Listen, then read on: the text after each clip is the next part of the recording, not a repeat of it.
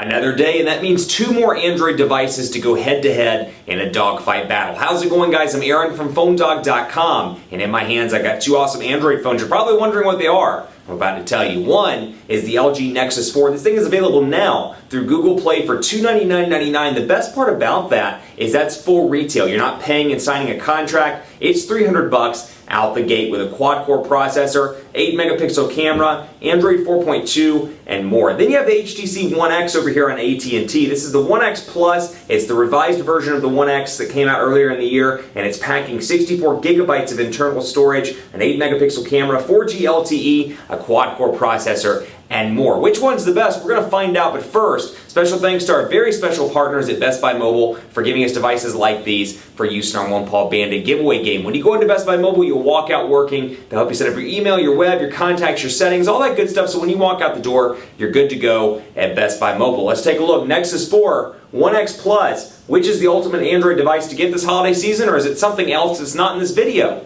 We'll find out in the dogfight, which starts right now. Like anything else this holiday season, you've got a ton of different devices to choose from, and again, here are two right in front of you. One of these is the LG Nexus 4. This is here, available now through Google, online at google.com/Nexus, available for $299.99 for the 8GB version, $349.99 for the 16GB version. And specs-wise, you're getting a killer package here. You're getting a 1.5 gigahertz quad-core Snapdragon S4 Pro CPU, a 4.7-inch IPS display, an 8-megapixel camera, really a beautiful body here. It looks nice, it fits well in the hand, and it's not too big, so you're not getting that Galaxy Note 2 size, that HTC Droid DNA size, but you're not too small either. So you're not getting that iPhone size or perhaps the HTC 8X size on the Windows Phone 8 side. What you're getting is a device, and better yet, when I say $299 and $349.99, when I say those prices, I mean full retail. That is not a subsidy. You're not paying $299 and signing a 2-year agreement. You're getting this off contract, full retail for that cheap. That's why they're selling off the shelves right now, for one reason, and for two, it's got Android 4.2, a completely stock version, obviously as part of the Nexus program. It's packing stock Android 4.2, no customizations, no skins, no craziness like that. What it's got is a stock version of Android. It's Android 4.2, which is also known as Jelly Bean. So 4.1 and 4.2 are known under the same name, but this one is the latest version. I call it New Jelly Beans. And that's what it's got out of the box. 2,100 milliamp hour non-removable battery here. Beautiful build we'll talk about in just a second. Here's the HTC One X though. This is available on AT&T. It's available for $200. In the review, I argued that this is probably the most underrated Android device of the holiday season for a couple of reasons. One, it's got a 1.7 gigahertz quad-core NVIDIA Tegra 3 processor. So they brought the Tegra 3 to the States. They've kept LTE, so it's got the LTE radio in there as well, so you can take advantage of AT&T super fast speeds. It's got a 4.7-inch HD display. So awesome, I'm spitting. As you can tell there, I'm sure that's super super attractive. 4.7-inch HD display here, 8-megapixel camera with HTC's image sense sensor over here, or chip rather, 1080p HD recording, 2,100 milliamp hour battery. But the real kicker here, for $200, you get a device with 64 gigabytes of internal storage. Price this out in comparison to the iPhone 5. 64 gigabytes of storage for $200, 64 gigs of storage on the iPhone 5 for $400. So in terms of a value proposition, you're really getting it on the One X. Yeah, you don't have expandable storage, there's no micro SD card slot, the battery's non-removable, etc. What you do get is a killer amount of storage out of the box. You get Beats audio as well, Android 4.1 out of the box in this, also known as Jelly Bean. So Jelly Bean and Jelly Bean, even though this is running 4.1 with Sense 4 Plus, HTC's user interface, this is running Android 4.2, and that's it, nothing else beyond that. But both are great options. This one's available on T-Mobile. I should say you can buy it at T-Mobile retail stores, and then you can also get it through Google. It takes advantage of T-Mobile's HSPA plus 42 megabits per second speeds and AT&T's 21 megabits per second HSPA plus speeds. It does not have LTE, so keep that in mind. So great devices all around. Let's talk about the build quality a little bit, because it is kind of different over here. This is a device that's very much resembles the Optimus G on AT&T and on Sprint. It's got a nice feel to it. Volume rocker on the left side, power button on the right side, 3.5 millimeter headphone jack up top, and that's about it up there. Micro USB charging port at the bottom with screw holes. And then you got your 8-megapixel camera on the back. Kind of a texture, or it's not really textured, I should say, because there's no real feel to it. It's got kind of a glass feel on the back. But then what you do have is this kind of speckly, I'm going to call it the speckliness of the back with Nexus and LG, which is who designed the device, obviously. So again, stock, no customizations. Over here, you've got a micro USB charging port on the left side. volume rocker on the right side, nothing at the bottom, 3.5mm headphone jack and power button up top. Design-wise, this is identical to the HTC One X for the most part that came out earlier this year on AT&T and internationally, but like I said, it's a revision. It competes now with the Galaxy S3, the Galaxy Note 2, the Droid DNA, and more on various carriers this holiday season. So you can see a couple of differences just right out of the box. One, you got your back, your home, and your recent applications buttons. They're on-screen buttons on the Nexus 4. It's part of Android's strategy. They're moving away from capacitive buttons or physical buttons. Over here on the HTC side, though, you've still got capacitive buttons at the bottom, back, home, and then recent applications, which you can double configure it. I'll show you here in an example. Let's go to messages, for example. You can double configure this button to be a menu button when you press it, and then press and hold to access recent applications. But just to show you a comparison, for example, between these two things, you can see stock Android's recent applications as opposed to HTC Sense version 4's recent applications.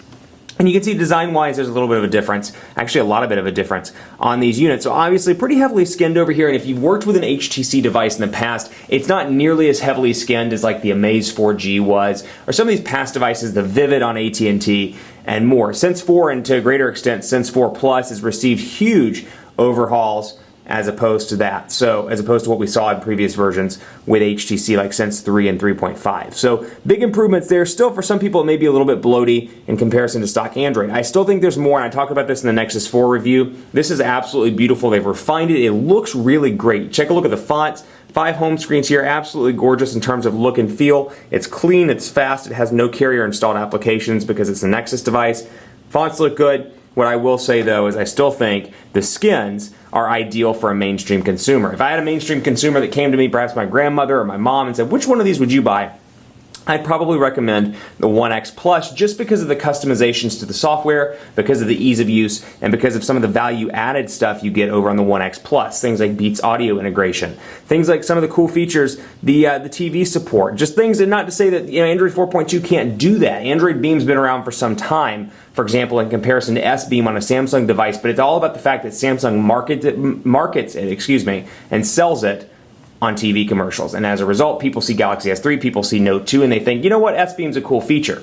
That's the problem over on the Android side. You've got some of this, but it's kind of like a stripped-down car. It's like getting a stripped-down Camry over here versus just a super-powered, supercharged Corolla over here. And like anything else, you got to make that decision. Do I go with the stripped-down version? It's beautiful, but it's still stripped down. It's the higher-class version of the model, a higher model rather in the car lineup. Or do I go with the one like the Corolla where I've got leather, I've got heated seats, I've got the sunroof, but hey, it's still a Corolla.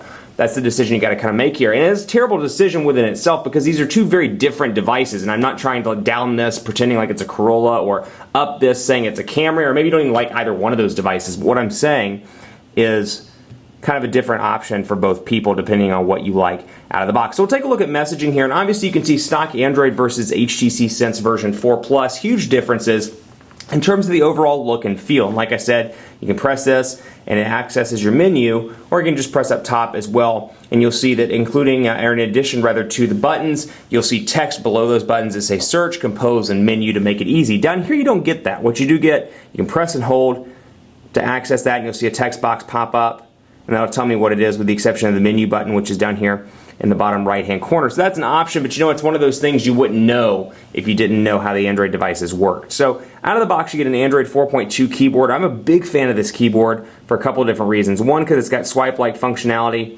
out of the box, and we'll say I'm quick at this. Quick, or terrible at this rather. Quick brown fox. Quick boring fox is thirsty. And I have to sound it out. That's the problem with swipe for me. I have to sound it out as I'm talking. So I'm over text messaging with friends. I'm like, hey, how are you doing? And people are like, what are you talking about, Aaron? Aaron's lost his mind.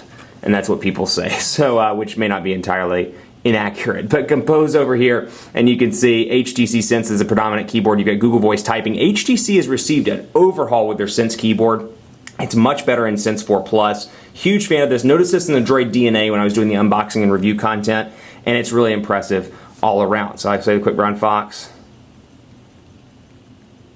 something like that. Just for example, the quick brown fox is happy, and I can go back and highlight that word and change the word. But again, portrait to landscape transitions on both of these devices, nice and fast. Quad-core Snapdragon S4 Pro CPU here at 1.5 gigahertz. Quad-core NVIDIA Tegra 3 CPU here at 1.7 gigahertz. So a little bit faster still, NVIDIA Tegra 3 versus Snapdragon S4 Pro. Depends on your personal preferences. What I do like though in text messaging, HTC is taking it one step further with the ability to customize, and you can change the text bubbles, you can change the background and more, which is really nice. I can change that background from the blue background that you just saw to, for example, a wood background. And you can see that I can do that to really customize and make this device my own. Also, I'm a big fan of the widget shortcut settings over here on the HTC side. For example, all widgets are loading right now, and that is one thing I've seen a couple of times in this device. So if you don't, you're not a fan of lag, if that concerns you, not to say this device is laggy by any means, but I have seen a couple of times where it said loading, and that's a typical HTC thing. It frustrates a lot of people. It doesn't really bother me because it works pretty quickly still. But for example, calendar, we'll go to the Android calendar and you can take a look at that. Then you can look at the HTC clocks and kind of customize and select your own, and scroll through your 7 home screens up here to see where you have space. I can bring the analog clock, for example, out like that. And then over here I have my widgets as well. I can access those through the apps and just scroll right over to widgets. I've got a couple of different new ones. Got a nice analog clock. I've got a nice digital clock, which you saw.